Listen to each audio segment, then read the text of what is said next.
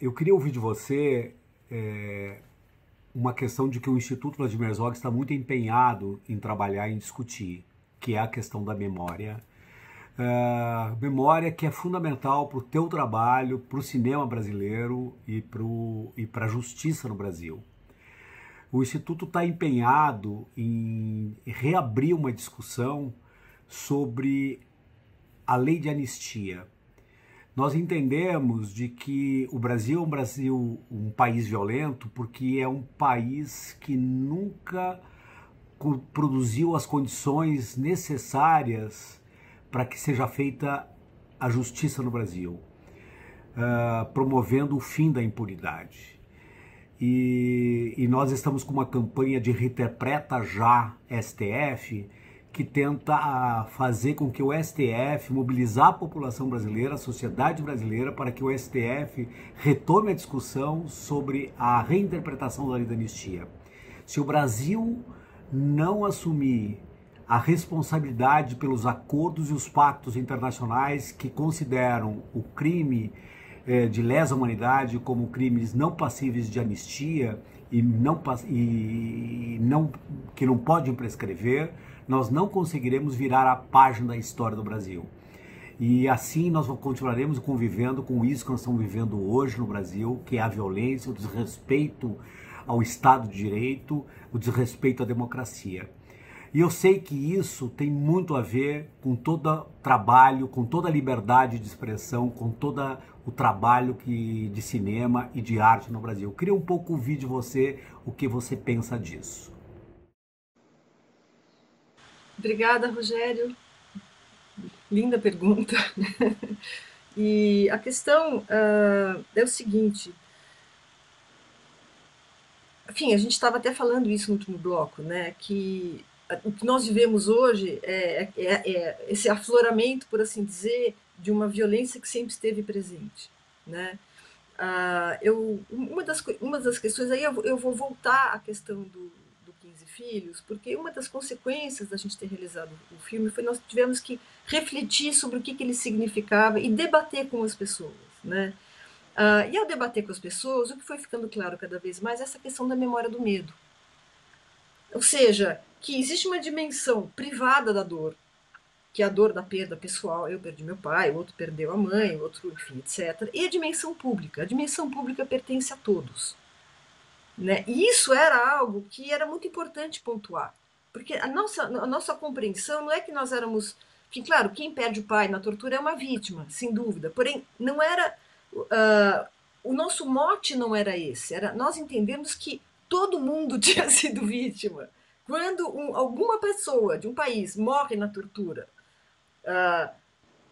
quando uma mulher... E aí eu vou generalizar um pouco. Quando um jovem negro da periferia morre baleado, quando uma mulher morre espancada pelo marido, o Brasil inteiro perde, porque nós estamos fomentando, acobertando, engolindo e convivendo com uma cultura de violência. E isso tem implicações. Então, veja, a questão da tortura, ela já começa ali na época da abolição, né, do que foi feito, a famosa queima dos arquivos da escravidão. A gente não tem notícias de torturador da ditadura Vargas que tenha sido punido, nem processado.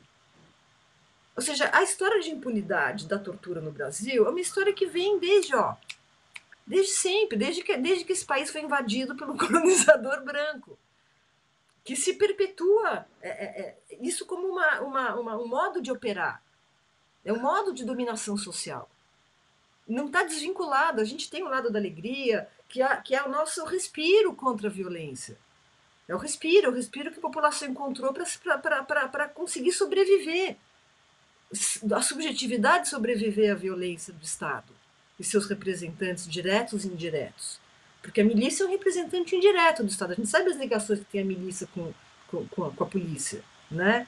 Agora, eu lembro quando, em 2004, eu fui no congresso do LASA, aquela Latin American Study Association, e apresentei um trabalho exatamente chamado Memória do Medo.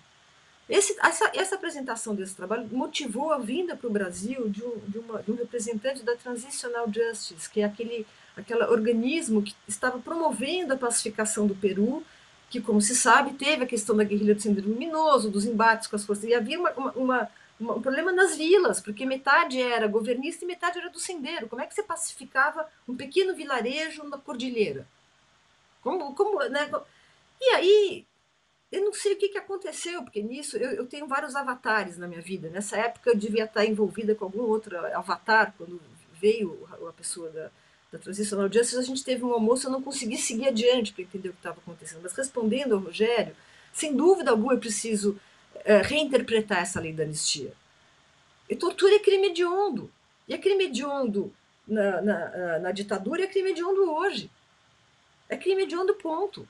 Não, assim, não existe perdão para crime hediondo. E a diferença, a grande diferença, Juca, é a seguinte, é que a esquerda não torturou. A esquerda não torturou.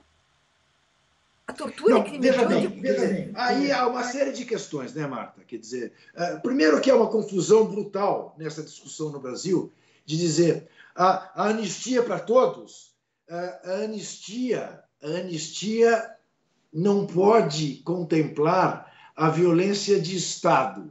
É óbvio que não pode, porque a violência de Estado ela é uma coisa que subjuga aqueles que lutavam contra um Estado ditatorial em circunstâncias absolutamente desequilibradas. E quem lutava contra o Estado ditatorial foi punido com a morte, com a prisão, com a tortura, com todos os ingredientes que nós conhecemos. Agora, o ministro Lewandowski deixou muito claro no parecer que deu em relação a esta questão, e daí a necessidade da reinterpretação, de que há certos crimes que não prescrevem. Crimes lesa humanidade não prescrevem jamais. É um equívoco dizer que a lei da anistia promove a impunidade. Esta é a interpretação que interessa aos que cometeram a violência. Não te parece isso? Sim, sem dúvida. Sem dúvida.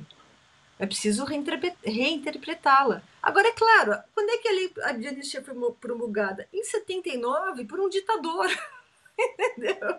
E ela subsidiou toda uma interpretação de igualar os dois lados. Né? Era a interpretação que interessava a ditadura, era a interpretação que interessava a elite que apoiou a ditadura.